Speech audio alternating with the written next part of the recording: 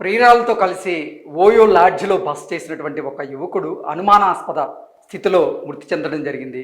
SR నగర్లో ఈ ఘటన చోటు చేసుకుంది. వివరాల్లోకి వెళితే ఈనాడు పత్రిక ప్రకారంగా ప్రియురాలతో కలిసి ఓయో లాడ్జ్లో బస చేసిన యువకుడు అనుమానాస్పద స్థితిలో మృతి చెందిన ఘటన ఎస్ఆర్ నగర్ ఠాణా పరిధిలో జరిగింది.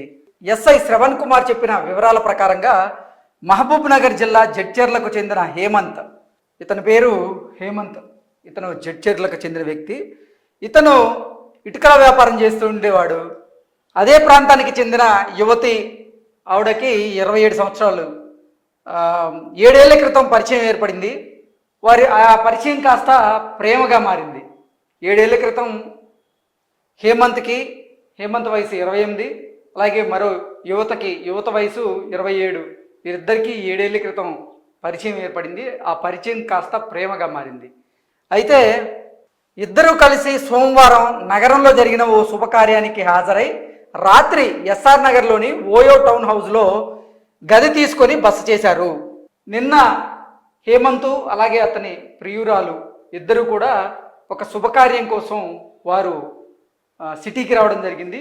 ఆ శుభకార్యం చూసుకున్న తర్వాత వారు రాత్రి ఎస్ఆర్ నగర్లో ఉన్నటువంటి ఓయో రూమ్లో వాళ్ళు బస్ చేయడం జరిగింది. అయితే మద్యం తాగి హేమంత్ రాత్రి 2 గంటల ప్రాంతంలో బాత్రూంకి వెళ్ళాడు. ఎంతకు బయటికి రాకపోవడంతో యువతి చూడగా అపస్మారక స్థితిలో పడి కనిపించారు. దీంతో యువతి హేమంత్ స్నేహితులకు చెప్పడంతో వారు వచ్చి హేమంత్ను మంచంపై పడుకోబెట్టి 108 అంబులెన్స్కు సమాచారం అందించారు.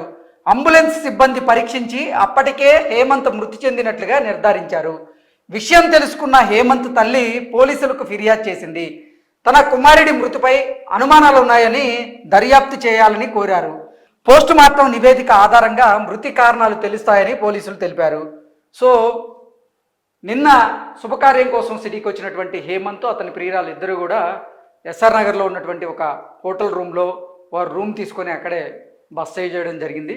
అయితే నిన్న హేమంత్ మద్యం తీసుకున్నాడు. మద్యం తీసుకున్న తర్వాత సుమారు రాత్రి 2 గంటల సమయంలో ఆయన బాత్రూంకి వెళ్ళారు. బాత్రూంకి వెళ్ళి తిరిగి రాకపోవడంతో ఎంతకీ రావడం లేదేంటి అంటూ ఆయన ప్రియురాలు బాత్రూంకి వెళ్ళి చూస్తే అప్పటికే హేమంత్ అపస్మారక స్థితిలో ఉన్నట్లుగా ఆవిడ గమనించి వెంటనే హేమంత్ స్నేహితులకు ఆవిడ కాల్ చేశారు. హేమంత్ స్నేహితులు వెంటనే ఆ హోటల్కి రావడం, అతన్ని బాత్రూంలోంచి తీసుకొచ్చి గదిలో ఉన్నటువంటి బెడ్ మీద పడుకోబెట్టే ప్రయత్నం చేశారు. ఆ తర్వాత 108కి సమాచారం అందజేస్తే 108 సిబ్బంది వచ్చి హేమంత్ను పరిశీలించిన తర్వాత అప్పటికే ఆయన చనిపోయినట్లుగా హేమంత్ స్నేహితులకి ఈ 108 సిబ్బంది తెలియజేయడం, కుమారుడి మృతి మీద చాలా అనుమానాలు ఉన్నాయి, విచారణ చేపట్టండి అంటూ హేమంత్ తల్లి పోలీసులను కోరగా పోలీసులు కూడా పోస్ట్ మార్టం చేస్తాము, పోస్ట్ మార్టం తర్వాత అసలు ఏం జరిగింది, మృతికి కారణాలు ఏంటనేది మేము చెప్పే అవకాశాలు ఉన్నాయి అంటూ వాళ్ళు తెలపడం జరిగింది. Thank you so much.